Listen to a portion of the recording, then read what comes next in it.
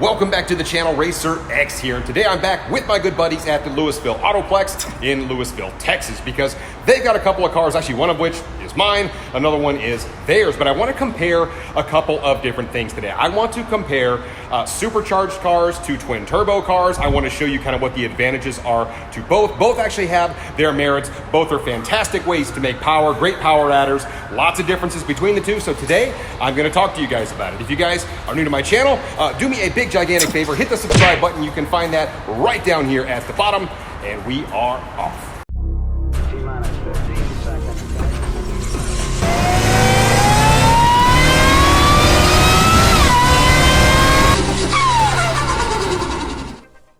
So one of the questions I actually get a lot on my channel is RacerX. I'm thinking about doing either a supercharger or twin turbos or single turbo or whatever.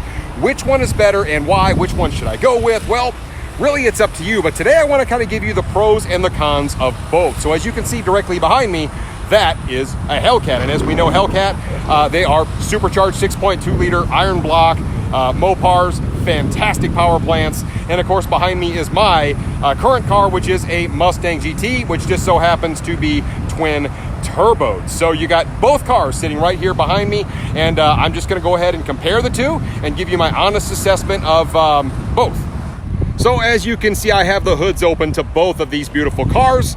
And first thing I want to do is kind of talk a little bit about the Hellcat. Of course, this is the supercharged car. Now, this is a factory supercharger, as you know, but a lot of people do like to add aftermarket superchargers to their cars as well. And there are a litany of options. This is a positive displacement supercharger, a 2.4 liter roots blower supercharger from Mopar, obviously. So this thing has a lot of low end torque, and we've got, like I said, we've got other options. You've got Maggies and Whipples and a lot of other positive displacement superchargers out there.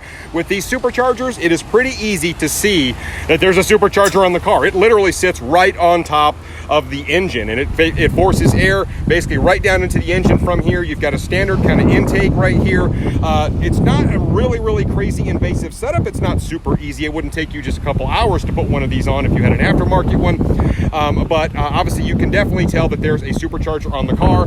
And then also you do have other style of superchargers called centrifugal force superchargers, which are going to be like your pro chargers, your vortex, things like that. And most of the time you won't have, well, none of the time, you'll actually have a unit here. You'll have a head unit that kind of sits off to the side somewhere in here or in here. Most of the time on cars, you're going to see them like over here somewhere. Sometimes you'll see them mounted kind of back here, depending upon which kit you go with. But there'll be a head unit that almost looks like a turbo. But the big thing with superchargers is they are driven off of your crank. So that is, one big thing about superchargers. They are crank driven and they are belt driven. So that's the other thing. So you've basically got you've got a couple of different moving parts on the front of this, and things change when we look at the turbo setup.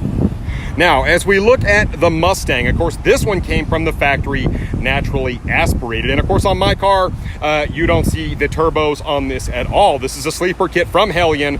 And really, this whole thing has been engineered to basically not look like there's been anything done. But with turbos, you're talking about an entirely different setup altogether. This setup is not driven by the crank and belts. However, this is driven by the exhaust gases on the car. So you've actually got two undermounted turbos that are under the car. You can't see them from here.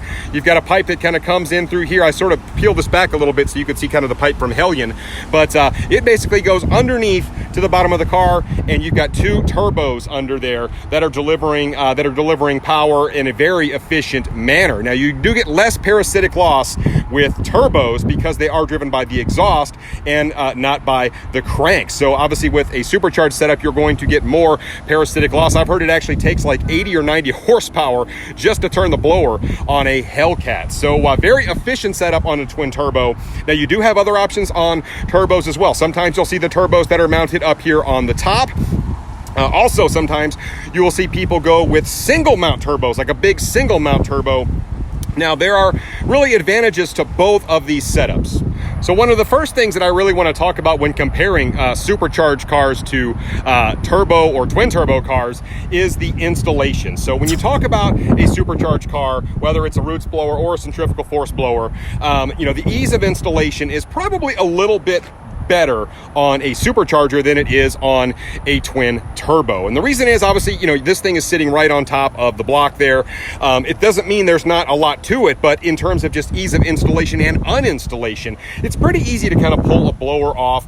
Both of these two setups are going to have cooling mods that come with them. Yes, both of these two things are going to create a fair amount of heat. That's one of the reasons I kind of like when the turbos are mounted down below, because some of that heat stays away from the engine. But when you're talking about recycling your exhaust gases and coming back through the front of the car, just a very, very different setup indeed. And there's a lot of piping and stuff like that that comes on a twin turbo kit. There's a lot of routing and moving of air, and it has to be really well designed in order to be right.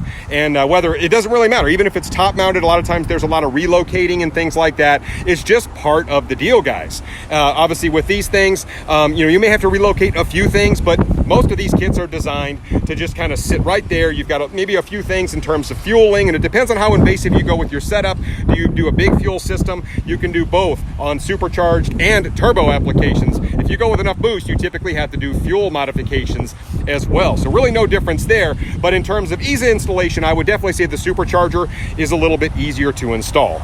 So the next thing I want to talk about, and this is the one that's kind of the make or break for a lot of people, obviously, is cost. And when you talk about adding a aftermarket Supercharger to a car, a lot of times, depending upon what brand you go with and all that kind of stuff, your Supercharger kit is going to run anywhere from, say, $6,500 to about $8,000. Like I said, there's a lot of options out there for blowers. Now, when you talk about turbo kits, this obviously is a Hellion kit. As far as I'm concerned, Hellion is one of the best kits on the market out there, if not the absolute best. Now, for one of their base kits, I think it's about $8,000. Of course, their kits can go up quite a bit depending upon what turbos you select. Do you want ball bearing? How big a turbos do you want to go? There are a lot of different ways to configure these particular kits, and they can get up into the maybe $13,000, $14,000 range depending upon just how big a turbos you want to go with on these things. So you could potentially spend a lot more on a twin turbo kit maybe than a Supercharger kit. Now, when it comes to fueling, obviously, depending on how far you want to turn each of those up, as I mentioned, you're going to have some variables there, but you may need injectors and you may need fuel pumps, but that's the case for either one of these two. So from a base perspective, yes, you could spend more on the twin turbo kit, but you also could spend about the same, like I said, depending upon the manufacturer of blowers. Another real quick item of note, obviously on a twin turbo setup, you may actually pay just a little bit more in labor. As I mentioned, maybe a little bit more labor intensive to install the twin turbo kit, depending upon your kit, if they're top mounted or bottom mounted, all that kind of stuff. Lots of variables there, but on average, you'll probably pay a little bit more to have a twin turbo kit installed than you would a aftermarket Supercharger, roots blower, or centrifugal force blower. So something to think about there as well. Now, one of the other big differences between a twin turbo setup and a supercharged setup is obviously in the way that they drive. And that's kind of the make or break between the two of these, and really what makes this comparison go is the fact that they just drive so darn different. And it really depends on your driving habits and what you want to use the car for. So in order to kind of tell you a little bit more about the differences in the way these two cars drive, I'm going to take them down the road. Now, I am actually aboard the Challenger Hellcat, and this, of course, is the supercharged car in this comparison. And we have lots of other supercharged offerings out there. You've got your Z06s and your ZR1s, you've got your Shelby GT500s, and the list goes on and on, right? But the best thing about these roots blowers is the fact that you have all this extra power, all this extra torque just at the flip of your foot. I mean, it comes on very hard and fast, and that's what part of what makes these roots blowers so much fun. And then, of course, you have your centrifugal force blowers, and they work a little bit more like a turbo does. Yes, they're still driven off the crank and by belts, but those kind of take a little bit more time to spool up, so to speak, a little bit like a turbo would. Just a different feel from a centrifugal force blower. But my personal favorite when it comes to superchargers is the roots blower, because they just come off the line so hard and fast. All of that really hard tire shredding power is just available. It's all available to you way under the power curve. And when you look at a dyno sheet on one of these cars, one of the cars that has a roots blower on it, I mean, the torque curve is so steep on these. They make power so fast, which makes them a lot of fun to drive. Like I said, they sound fantastic. Go ahead and drive it real quick so you can hear it. So this particular Hellcat is a manual, and it's been a little while since I've driven a manual Hellcat, but they are an absolute ton of fun. This thing has all sorts of tire shredding power, and just listen to it. It sounds really, really good, and it just feels like you have all this extra power just right at the tip of your foot, which I really love the way that a supercharger comes on when it comes to power. As I mentioned, you know, the centrifugal force blowers, they're a ton of fun too, and they make tons of top-end power, just a different feel on those. But like I said, there's no right or wrong with either one, but I just really do love the feel and the sound of these roots blowers. It's fantastic. Yes. Now, because this thing actually makes power so quickly and so firmly, it makes the car so much fun to drive on the street. You kind of get that instant gratification, as I was mentioning, and what that means is that you can play around in just kind of little spurts with a car like this, right? You could just be cruising along like I am right now, say 3,500 RPM, and just tip into it really quick and just get that sit you back in the seat gratification that you love so much, and then just slow back down so you don't go to jail. So you don't really have to have all that much real estate to kind of play with a car like this, which makes it a lot of fun. I mean, it just makes you smile all the time. So I'm going to go jump in the turbo car now, and then I'm just going to kind of give you my thoughts on really the major differences to be aware of. I'm not going to lie, there are some times where I just really still do miss the feel of a manual car.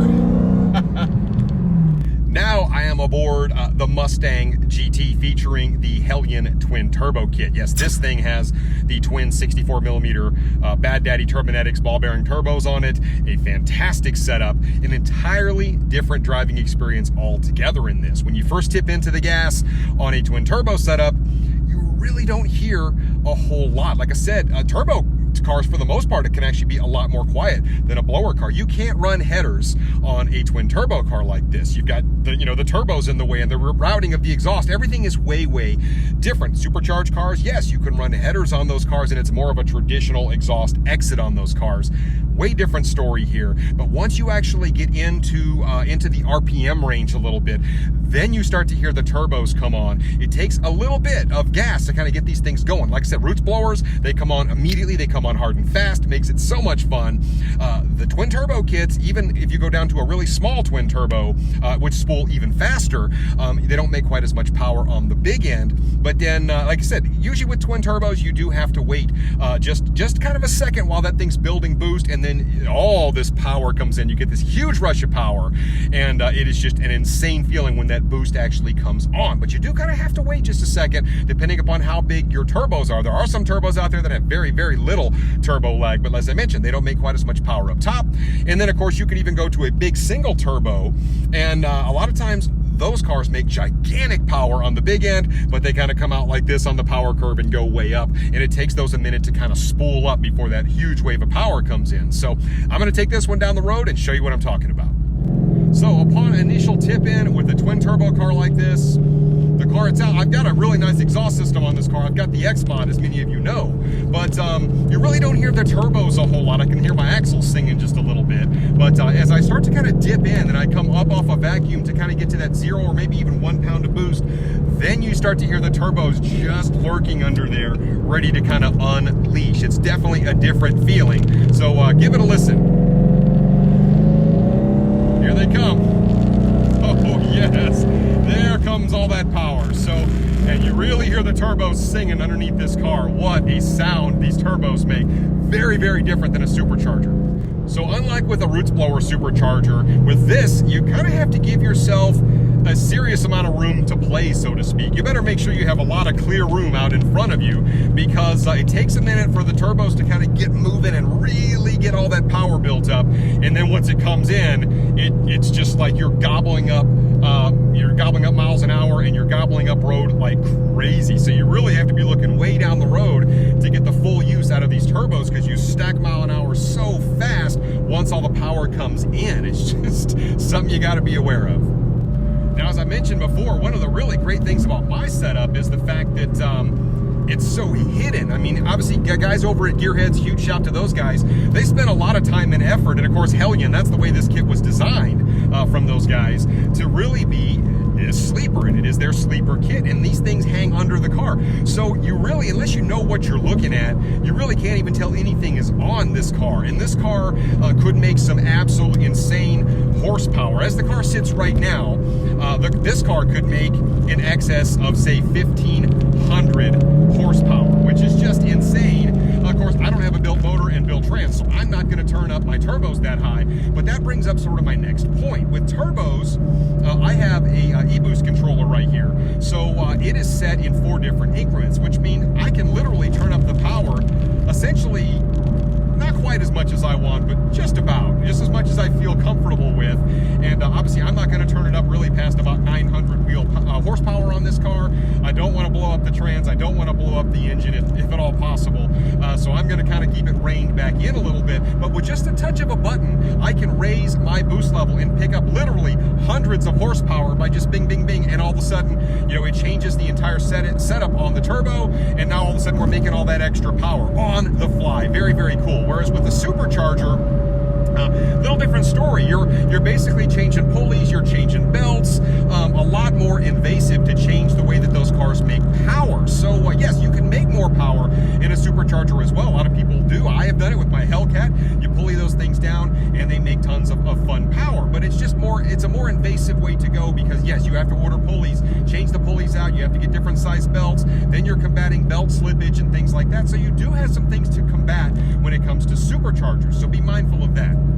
Now, I can already hear it in the comments section. Some people are going to say, look, RacerX, you didn't even touch on nitrous. That's another power adder. Yes, I realize that, but keep in mind, both turbochargers and superchargers, you know, be it that they're different, you get that power and it's usable all the time. Where with nitrous, essentially, depending upon how it's set up, you may have it on a progressive, you could have it on just a shot with the, you know, the steering wheel or down here, whatever it may be. That's temporary power that may be handy at the track or during a roll race or whatever, but it's not power you necessarily have all the time. Then you're talking about bottle heaters and filling up nitrous bottles and all that kind of stuff.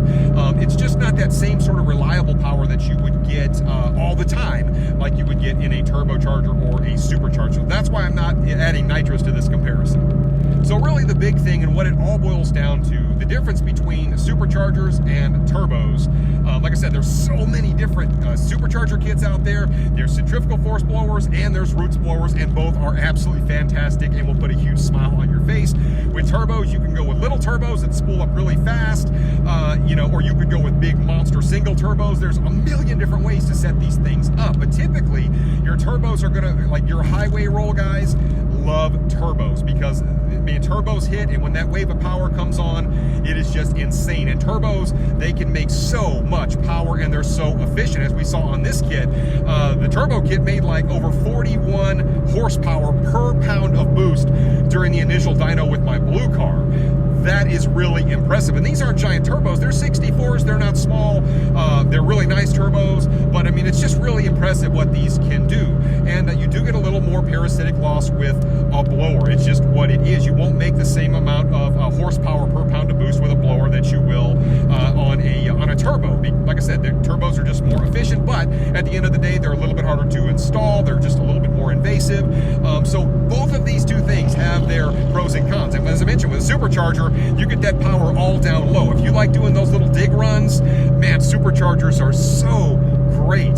Then you're combating wheel spin, of course, but if you like coming out of the hole really hard and fast with all of that power right at the flick of your foot, so to speak, roots blowers are fantastic. If you love roll racing, really nothing beats a turbo or a twin turbo setup. So it really just depends on how you like to drive and what you like to do. Now, I know I didn't touch on them a whole lot in the video, but obviously you do have your Prochargers and your Vortex out there, your centrifugal force superchargers, which are very, very popular out there. And they do make power very similar, like what I mentioned, like a turbo does. I mean, they take a little bit longer to build the power, but you can make a lot of power with a Procharger. You even see a lot of race cars and stuff with the big Prochargers on them. And there's something to be said for those as well, because even though they don't work off your exhaust gases like a turbo does, they kind of have that same similar type of power curve to them. A lot of fun with those too. So that about does it for my comparison between a supercharged car and a twin turbo car. There's no right or wrong, quite a few differences between these two setups, but both are absolutely fantastic and most definitely have their merit. So let me know what you think about this in the comments down below, and I will catch you on the next one. So until then, RacerX.